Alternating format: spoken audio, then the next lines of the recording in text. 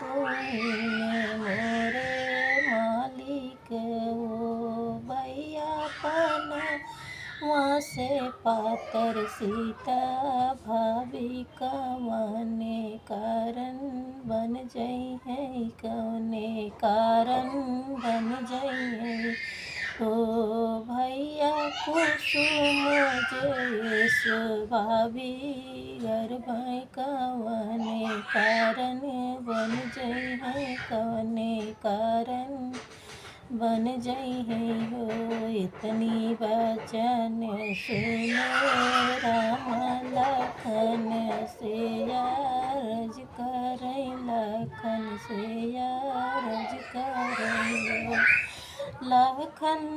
ब्रह्मा जी के वरदनवा कबहू काटे न कटे कबहू काटे न कटे नी हो लव कुश भय बने लव कुश हो गए वृंदावन वही बने बने भटके बने बने भैनी हो लाखन विश्वामित्र दिए लेसा लाखन के हो तो देहन सारा पदुनहु जाने या लग दुनहु जाने या लग हो तुही मोरे भैया से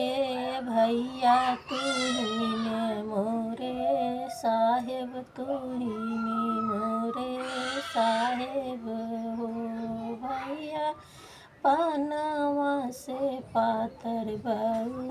जइया कवने कारण बन जइए कवने कारण